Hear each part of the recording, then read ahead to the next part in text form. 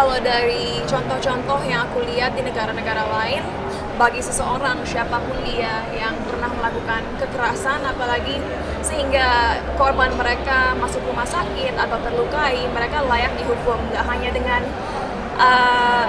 dengan misalnya tidak diperbolehkan untuk masuk kerja lagi, tapi juga masuk penjara. Dan satu hal lagi yang mungkin teman-teman yang nonton ini harus ingat, mungkin apa yang aku bilang untuk beberapa orang, oh berlebihan banget, tapi nggak berlebihan. Karena yang kalian tidak sadar adalah sering sekali korban kekerasan itu traumanya nggak jangka pendek, bisa jangka panjang, bisa hampir seperti PTSD.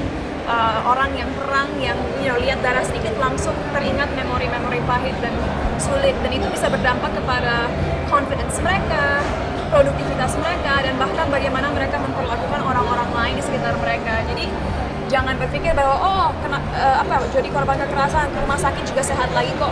Bukan cuma soal kesehatan fisik, tapi kesehatan emosional dan mental juga terdampak secara jangka panjang. So itu yang harus diingat. Karena saat mencari pasangan, jangan masuk ke dalam hubungan itu atau jangan menikah kalau kita dari awal nggak trust mereka dan nggak mengerti cara berpikir mereka, habit-habit mereka, latar belakang mereka.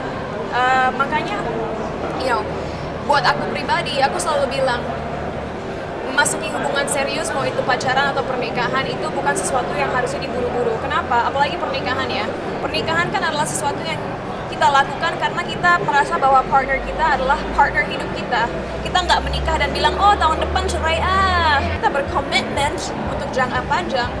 Penting sekali setiap hal itu dibicarakan sama partner kita. Kondisi finansial mereka, kondisi mental mereka, kesehatan mereka, keluarga mereka, latar belakang mereka, semua itu harus kita open komunikasi dengan baik. Biar nanti saat udah berkomitmen, nggak ada surprise lagi. Dan nggak ada takut, oh orang ini akan selingkuh. Dan kalau orang tersebut selingkuh, kalau kalian masih pacaran, udah tinggalin aja. There are so many people out there. Nggak usah nangis tentang seorang yang nggak layak ditangisin dan nggak layak dapet cinta kita. Itu kalau buat orang yang pacaran. Kalau buat orang yang menikah, walaupun aku nggak tahu rasanya menikah, all I can say is, aku ngerti bahwa orang dalam pernikahan kadang-kadang merasa, oh nanti anak gimana, nanti keluarga gimana, dan aku nggak bisa memberitahu kepada kalian apa yang kalian harus lakukan. Tapi lagi-lagi banyak faktor yang harus dipikirkan. Kalau misalnya pasangan kalian abusive, nanti dampaknya juga buruk kepada anak. Mental mereka terdampak, emosi mereka terdampak, dan mereka saat tumbuh besar mungkin akan jadi orang dewasa yang nggak bisa menjadi versi terbaik dari diri mereka sendiri. So that's one problem. Two, memang kita tinggal dalam budaya di mana perceraian itu masih dianggap tabu. Dan lagi-lagi, aku nggak bisa bilang, oh ini salah, ini bagus, ini jelek. But kalau kita membiarkan orang lain menyakiti kita, berarti kita tidak sepenuhnya mencintai diri kita sendiri. Dan kita nggak akan pernah bisa menemukan partner yang tepat sampai kita benar-benar menghargai dan mencintai diri kita sendiri. Yang pasti kekerasan dalam bentuk apapun menurut aku adalah satu hal yang nggak bisa ditolerir sama sekali ya. Dan mungkin banyak banget faktor-faktor kenapa orang akan melakukan kekerasan. Didikan yang kurang dari orang tua, mungkin contoh yang buruk dari lingkungan sekitar, dan kadang-kadang yaitu faktor-faktor psikologis, misalnya orang tersebut merasa insecure dengan dirinya sendiri, merasa maskulinitasnya itu ter-threaten. I don't know what the word for threaten is in Indonesian, tiba-tiba lupa. Dan kadang-kadang orang-orang yang merasa bahwa superioritas mereka itu dipertanyakan, mereka jadi merasa dengan menjadi sosok yang agresif atau melakukan bentuk kekerasan, mereka jadi berkuasa kembali, dan itu cara berpikir yang menurut aku sangat bodoh. Dan yang pasti dalam masyarakat kita penting sekali, semua orang ya, bukan hanya masyarakat biasa, tapi orang-orang yang memiliki posisi tinggi pun diedukasi tentang kekerasan, pelecehan, dan juga bagaimana menanganinya. Karena at the end of the day, kalau misalnya, ini hanya contoh ya, misalnya pihak yang berwenang kayak kepolisian nggak tahu bagaimana benar-benar menghadapi kasus-kasus kekerasan, nanti korbannya at the end of the day nggak akan mendapatkan justice atau keadilan yang mereka layak dapatkan. Jadi edukasi itu harus didapatkan secara menyeluruh, di perkantoran, di kepolisian, di in the political realm, setiap sektor kehidupan masyarakat itu harus diedukasi soal kekerasan dan pelecehan gitu.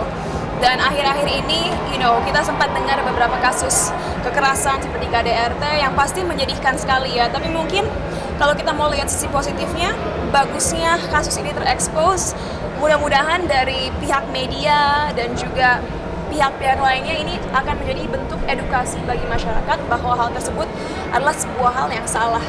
Dan apapun kepercayaan seseorang, apapun agama mereka, aku percaya bahwa tidak ada satupun agama yang mengajarkan seseorang untuk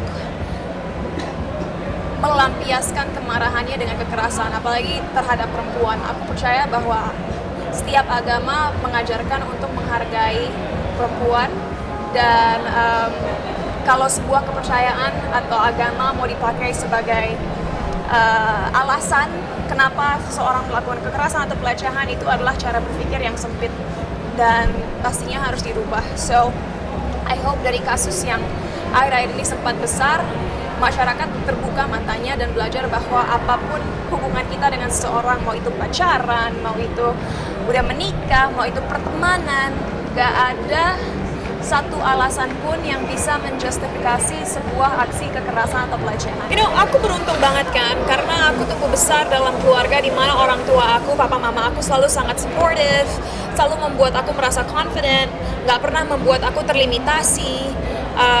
Pokoknya mereka selalu membiarkan aku untuk men-challenge diri aku sendiri dan mencoba hal-hal baru gitu. Dan aku tahu itu adalah sebuah privilege. Sedihnya banyak teman-teman kita di luar sana, apalagi anak-anak muda perempuan, mungkin kurang sering melihat contoh-contoh atau sosok-sosok perempuan ya, yang kuat dalam masyarakat. Untungnya sekarang seiring berjalannya waktu kita semakin banyak melihat perempuan-perempuan tangguh, yang smart, yang successful.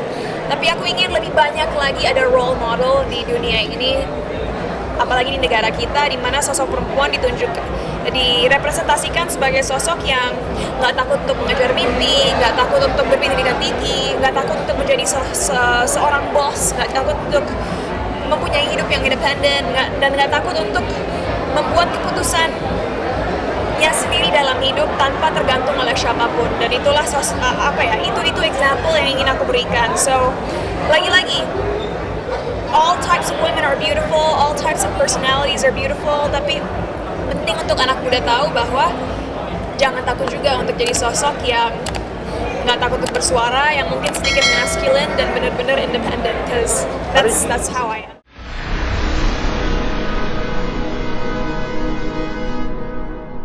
Jadi jangan lupa untuk subscribe Cumi Cumi. Ditekan ya tombol lonceng merahnya.